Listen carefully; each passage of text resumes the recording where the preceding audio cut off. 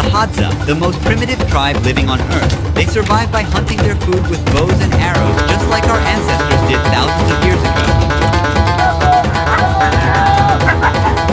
Deep into the wild savannah, where uncertainty awaits behind every bush, they chase rock hyraxes, antelopes, and baboons.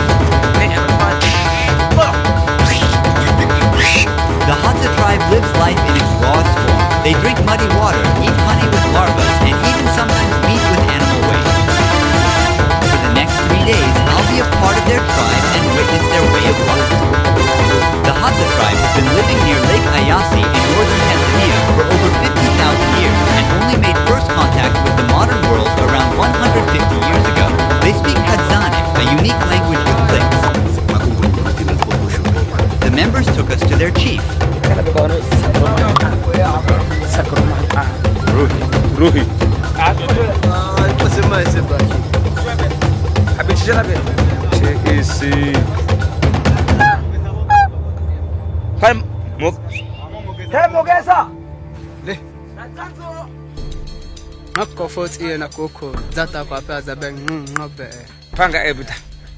Hunting skills are evident in the leather and furs they wear. What is this on your head? Baboon.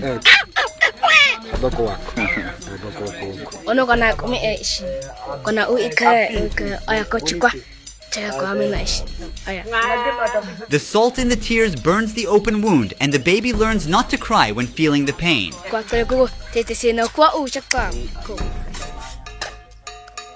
Here, a young group of people are crafting and repairing their gears for the next hunt. It's a skill passed down through generations.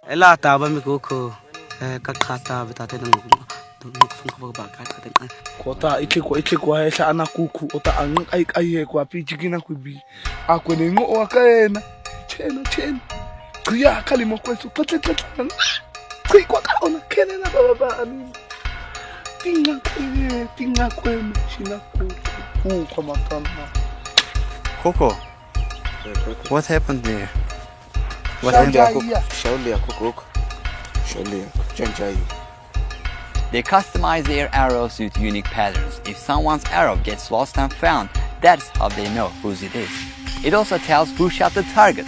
On their bow, they have these unique patterns, some parts of the animal that they hunted. This tells how talented and experienced this hunter is. Also, they use bird feathers to keep the arrows stable during flight. To make arrows, first they take a piece of wood and carefully shave it. It must be as light and straight as possible. They are always controlling the progress and using their teeth to fix any curves.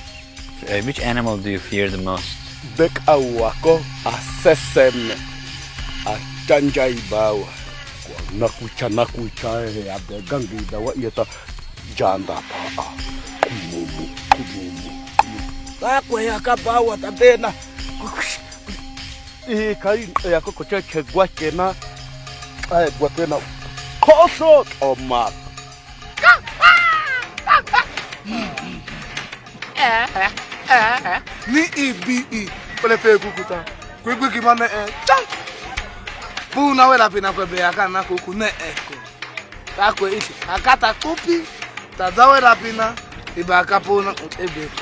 We've gathered before the break of dawn. Sakura is yelling to wake up the other hunters.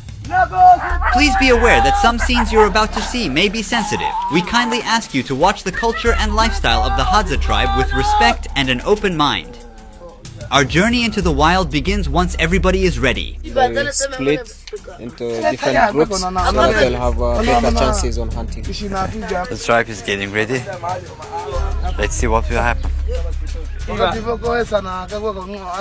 Once the daylight breaks, we're going into the wilds, with Socorro leading the way. We've got around 10 hunting dogs with us, on the alert. Hunters are carrying knives, bows, both poisoned and non-poisoned arrows. Sakura pointed this way. We are separating now, look there. So we will follow this group.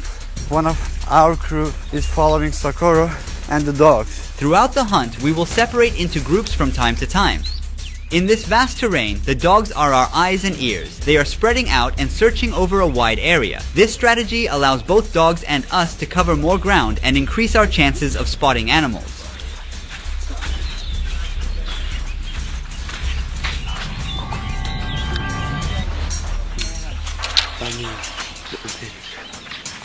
Ya de tana de gili bawa teko pakacho Hadza ko bawa chate pet ushubi bawa bogo logia hama be ena alat. This is how they drink water. They use this body pump. First they blow and then drink. Their immune system is strong enough to deal with the bacteria and parasites.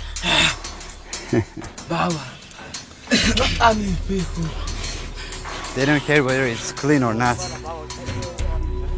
Dog's starting to run. There's something there. Run. He's gonna put the long stick inside that hole. He's trying to move the animal to come out. The previous stick wasn't long enough. Now he's making a longer one. Dog is trying to dig a bigger hole to make it easier to grab the animal. Watch over.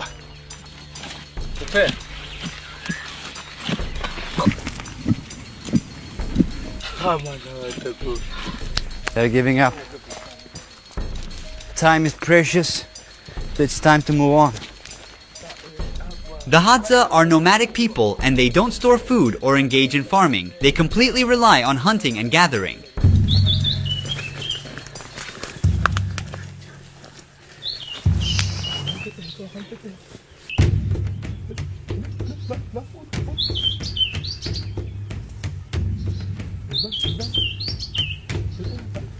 They're teaming up to catch the squirrel. One hunter shakes the tree to confuse the animal and make it run towards the other hunter.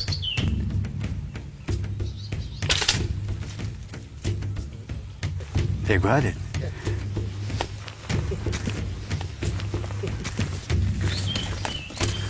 This is the first hunt of the day.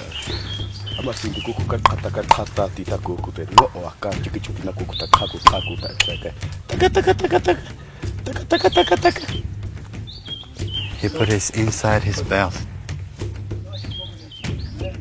He's looking for his arrow now.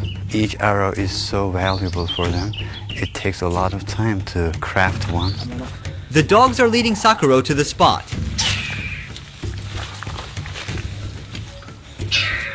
He's filling in the openings with grass to stop the animal from getting away.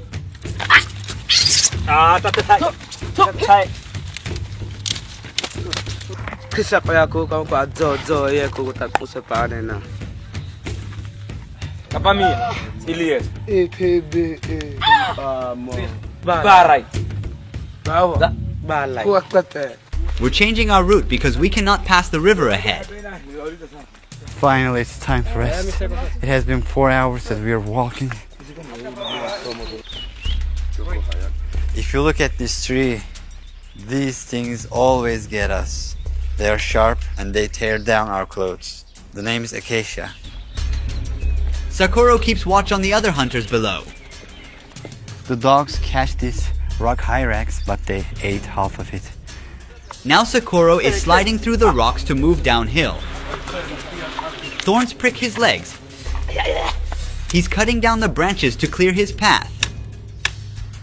In the meantime, the boy pushes his body into the gap between the rocks. He completely disappears.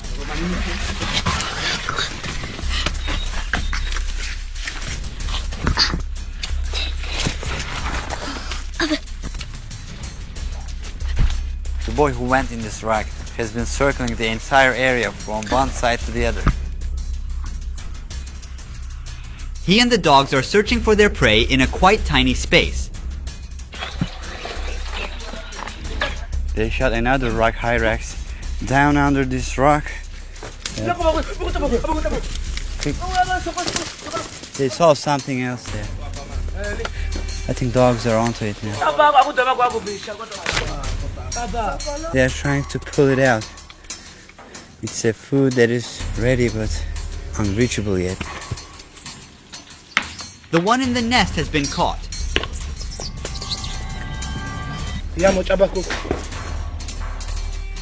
The animal is still alive.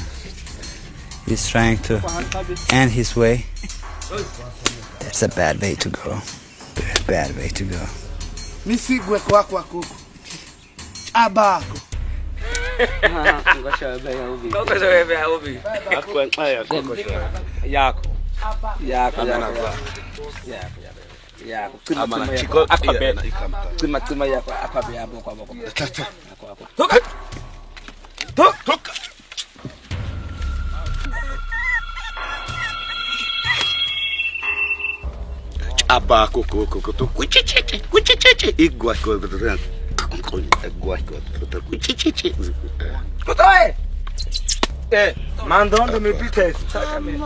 This is the third rock hyrax.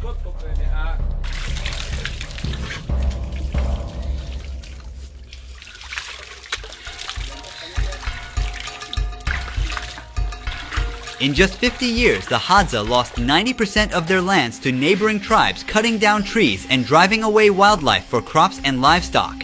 So they used to live all this area. The drop in animal population has made hunting and survival more difficult for them. Their way of life is at risk. Watch this. He makes a fire in less than a minute just by spinning the arrow fast between his palms. Now they take a break to consume a type of plant as they believe it boosts their vision and up hunting chances.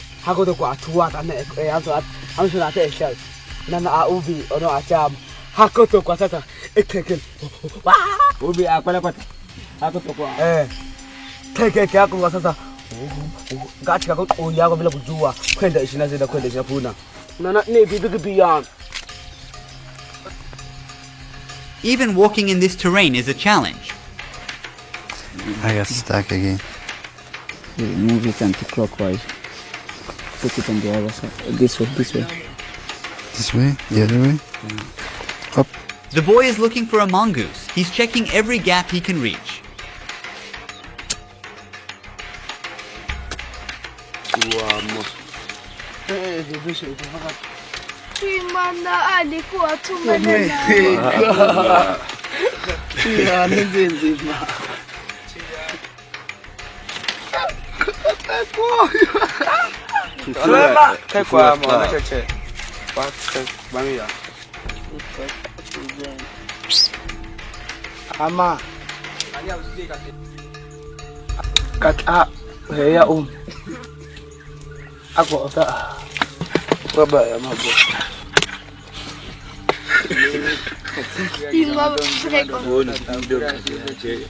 Don't judge, this is the way they live. This is how our ancestors have survived.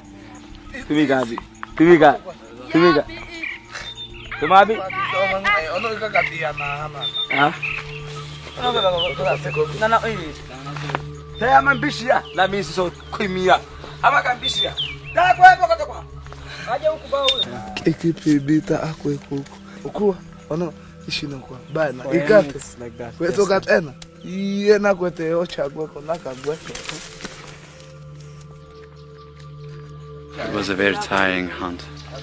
Very tiring. We walked 36,000 steps in just 7 hours while tracing animals in the mountains. He says for the baboons, they prefer the bottom meat. And which part?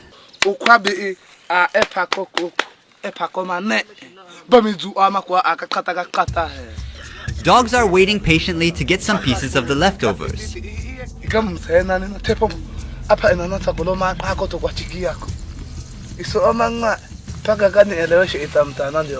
They start eating the hunted animal from the nails. They don't waste any part of it. They consume the meat along with soft bones. You can hear the pops and cracks with each bite they take.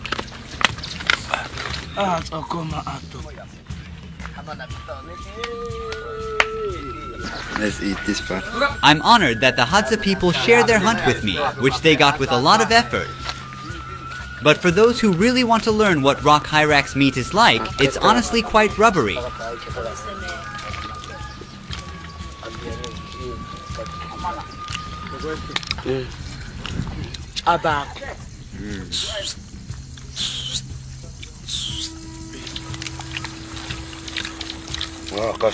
They spend their free time making new arrows to replace the ones they have lost during the hunt.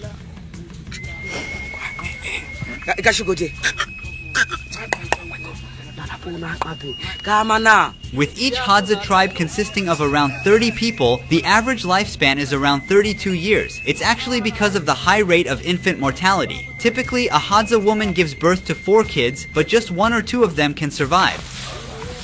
Honey is their liquid gold, packed with energy and vital nutrients to keep them going strong in the wild. It is the most consumed food in the tribe. We are near a baobab tree. You see a hole inside the tree up there. That's where the honey is. They're going to cut a piece of wood to attach it. They use it as a ladder to climb up. There are like thousands of bees inside this tree. On one hand, another hunter is preparing a fire to make a smoking stick. He's checking if these sticks are strong enough to carry a body of a person.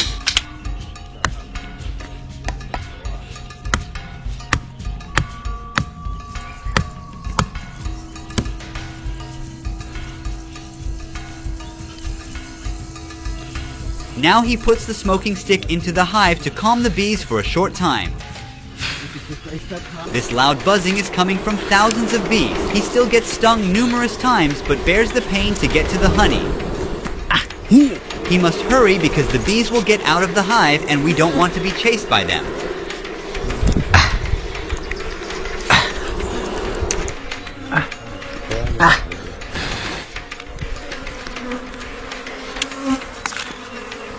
Kuaba, che.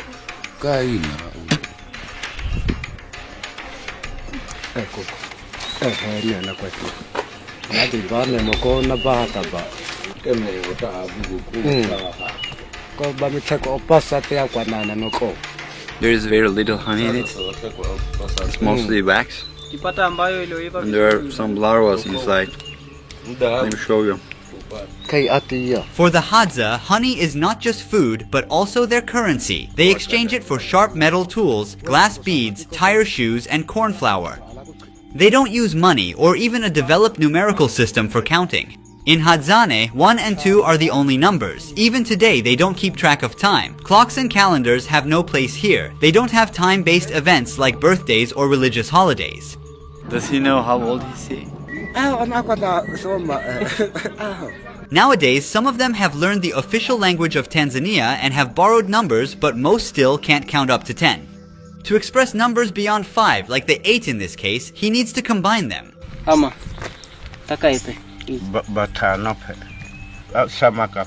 If I asked him 70, what would he say?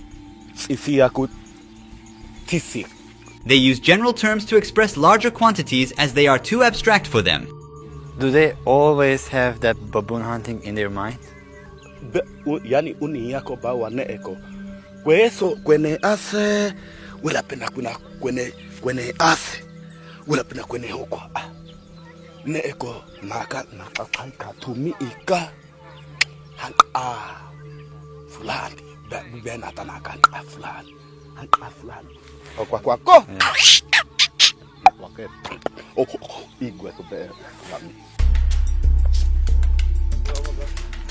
After sleeping for a couple of hours, we're preparing for a bigger hunt at 4 a.m. on the second day.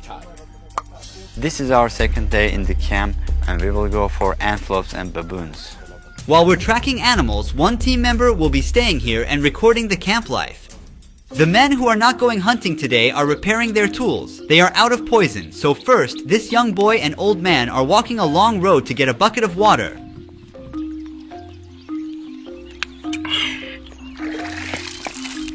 Busy with their daily tasks, they still keep an eye out, taking advantage of any opportunity to hunt down something for today's meal. After several unsuccessful attempts, he finds a large snail on the way back to camp.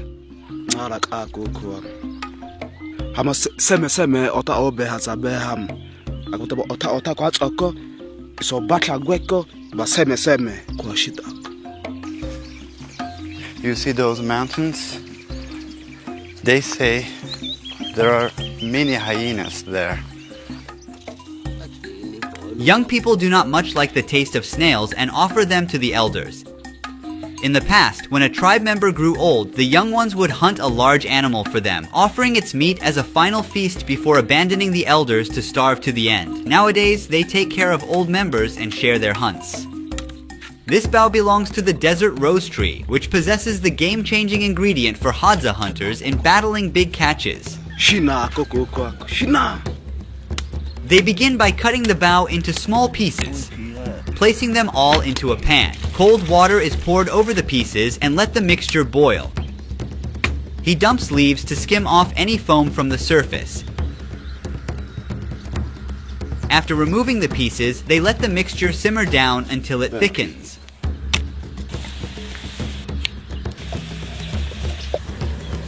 With one last stir, he transfers the essence onto a rock and adds a splash of water.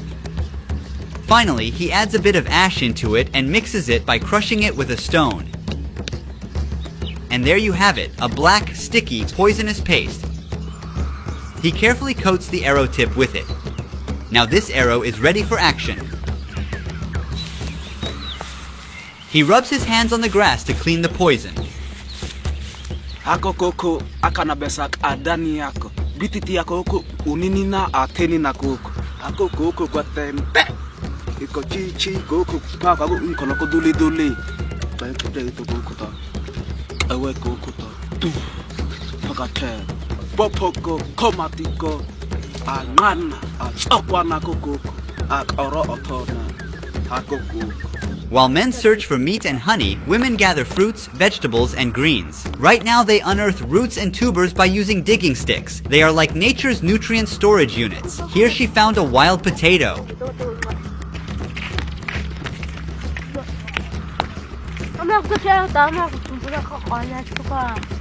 Living almost in isolation, Hadza women are not comfortable with being filmed by strangers.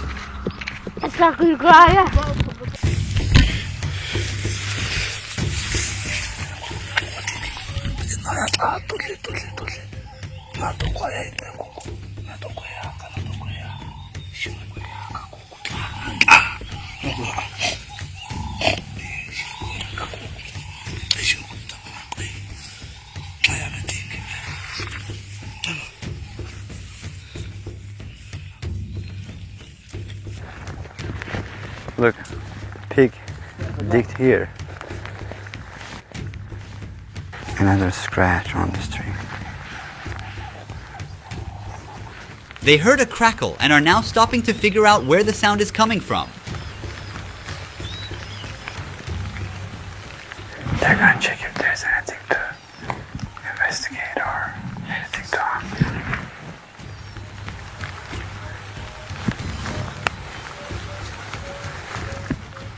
Nothing. Because of the rain, animals hide in their tunnels or shelters. Do you see the nest of a very small animal called bush baby? They are throwing rocks towards the tree to move the animal from where it hides. It's time to run.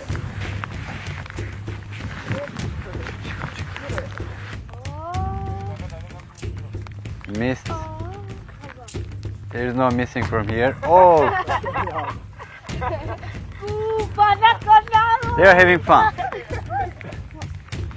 Animal has nowhere else to go. Look, look.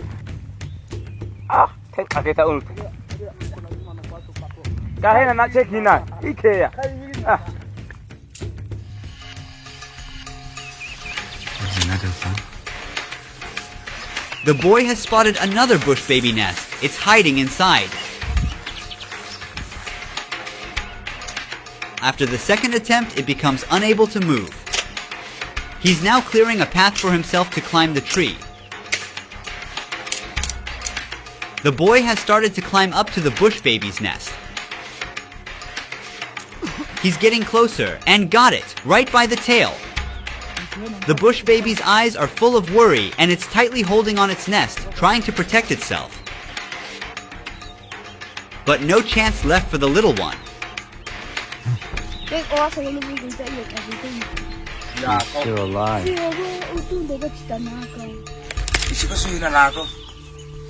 And it's live. This animal is called bush baby. They are mostly active during nights. We got them during their sleep. On the head. Oh, they got it from the eyes.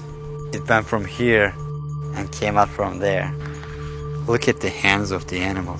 They are related to monkeys. Meanwhile, back at camp, two young ones are on the hunt. He whistles just exactly like the bird to trick it.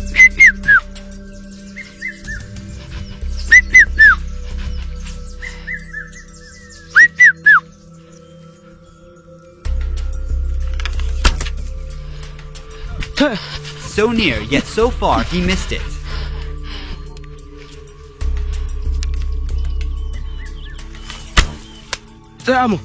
Turn. But on the third try, he got one right in the sky. Turn.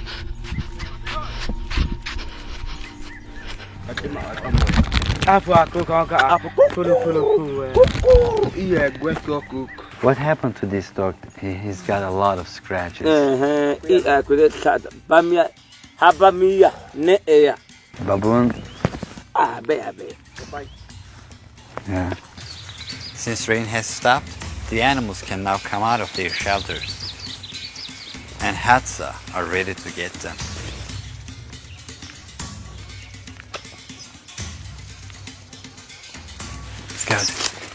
He's got a very beautiful bird.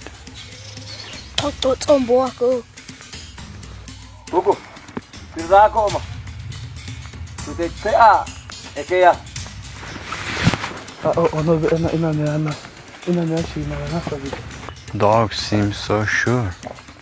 There is definitely something.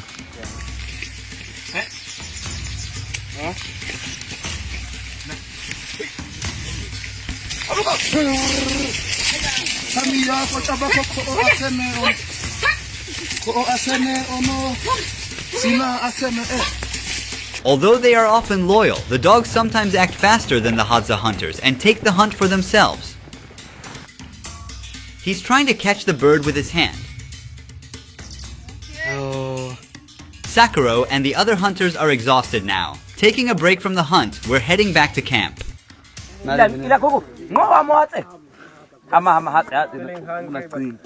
is the last time he ate?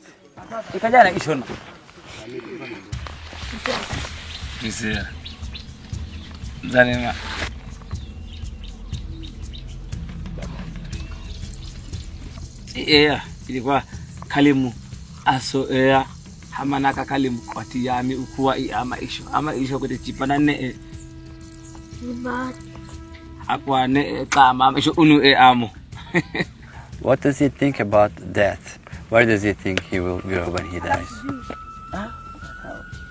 Kuku kote misi atumia amana yamu abaya amo kote tumia amana.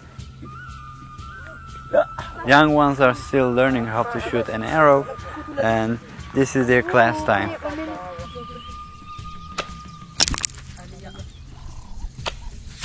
Ooh. Ooh. Nice. What are their dreams for future?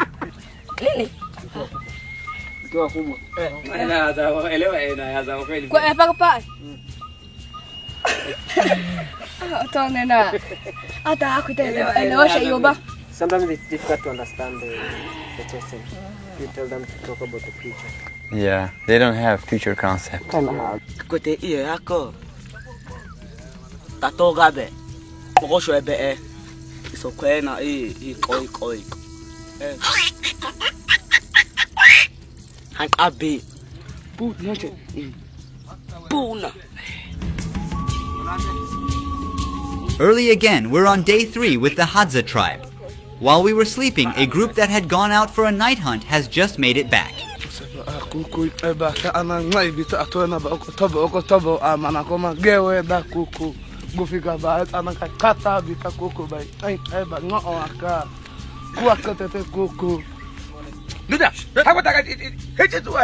They got an antelope. It's called dik-dik.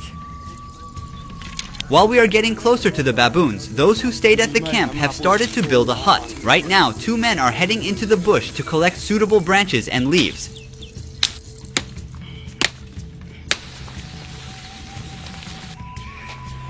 Baboons are smart animals. They keep moving around when they sense something. They don't like human contact. You have to keep up, come on. They went to ask if they saw any baboons around. We are smart, but so they are. They can sense that we are closing in. We'll keep searching them. That means we've got to up our strategy. It's all about staying one step ahead. Those at the camp are now whistling to reach out to their friends who have gone on a morning honey hunt, wishing to join in and eat wild honey. Now they're enjoying the sweet treat.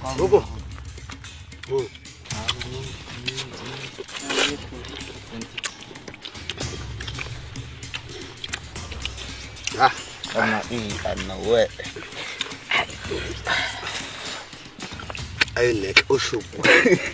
Hello. Oh,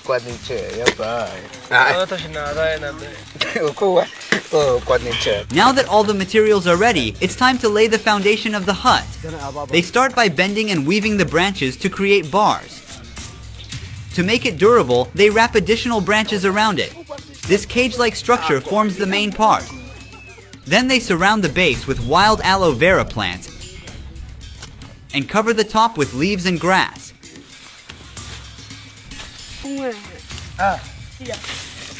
For the finishing touches, they tuck some white flowers. And there it is. Within a few hours, a new home stands ready, gifted to this young dad and his family.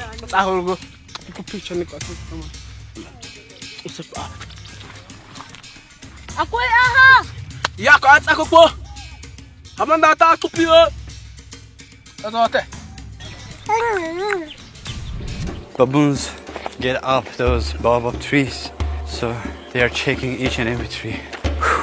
But our main objective is to get to those rocks. They say that baboons are living there.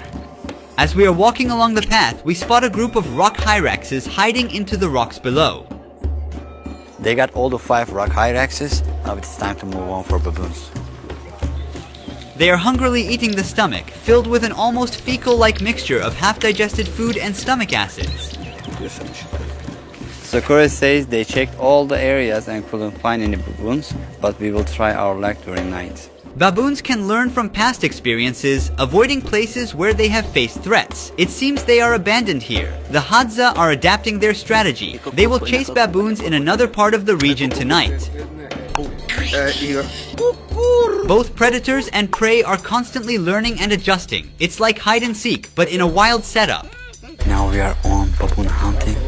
It's getting darker. Some of the tribe members detected where they are living. They are on a tree. We will be extra silent. Baboons are not nocturnal animals. They're active during the morning, and at night they sleep in trees where they are protected from predators, mostly leopards, hyenas, and humans. We will increase the ISO of the camera and we will be able to see with noise.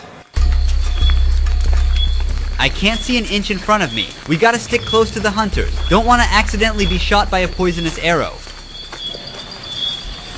We are heading deeper into baboon habitat.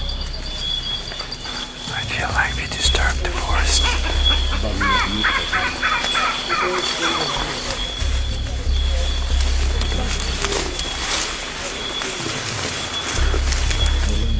What was that sound? It's a kind of bush baby, but a big one. Bigger one. Baboons live in large groups known as troops. As they look out for each other, alert the group to possible dangers, and collectively defend against threats. They've seen one. They've seen one. Yeah, okay. They say they've seen one there.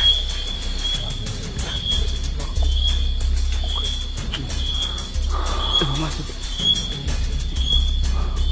have to move. They are not here. Baboons are extremely agile and can move quickly both on the ground and on the trees. They are trying to decide which way to go.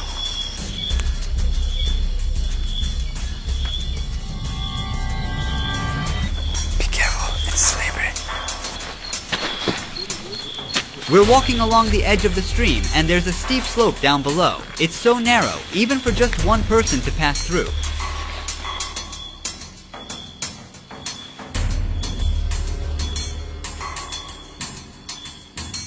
It has been 1.5 hours. We haven't seen any baboons. They are looking all over the place.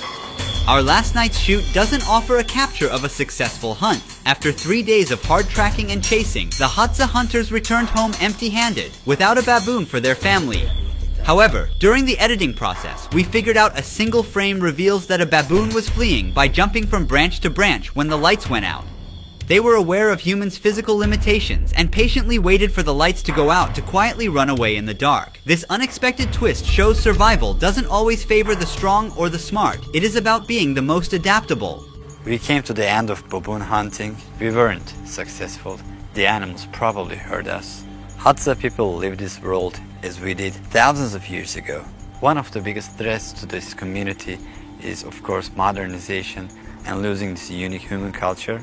They are like a window to the past. They are the last of our first. Hi, in the beginning of last month, my YouTube channel was hijacked, and the hackers, the labor thieves, deleted all of my videos from my YouTube channel. 12 years of my work was gone.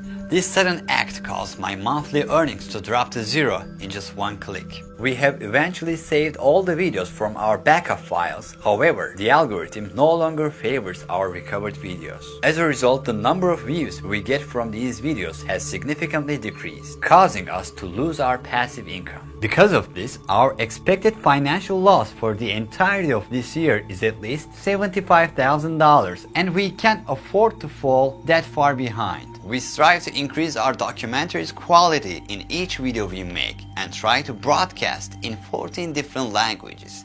But in this economic equation, we are struggling to make our documentaries available worldwide. Navigating the challenges of filming in remote and often hostile environments adds another layer of complexity to our endeavors. To make it possible for you to watch this Hadza documentary, a team of 314 people contributed their efforts, including 278 voice actors and 28 translators from 14 different countries, along with 8 more crew members working in fieldwork and post-production. It took us 3 months to finish this entire project. If you found any value in our documentaries, and if you want us to be able to continue producing these documentaries, we need you to now to click the Super Thanks button below this video. After clicking, you will see options regarding how much you can donate, or you can type a certain amount as you wish. This is the first time I'm asking for a one-time support from you. This crisis we are experiencing right now poses an existential risk for the documentaries we are trying to produce. Every donation from viewers like you helps us continue, grow, and create content that inspires and educates. We have amazing projects this year. For instance, we plan to visit the Krubera cave with a scientific community, the deepest cave in the world, which is a region that has never been documented and extends 16 kilometers underground. There is a high chance that we may discover some new animal species there that have never been discovered before. I will also be featuring a credit roll that includes your names in the community section of my YouTube channel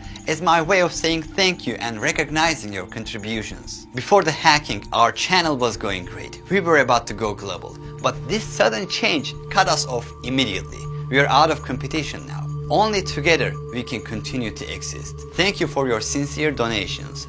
Our channel hopefully will rise again. Ruhi Chenet was here.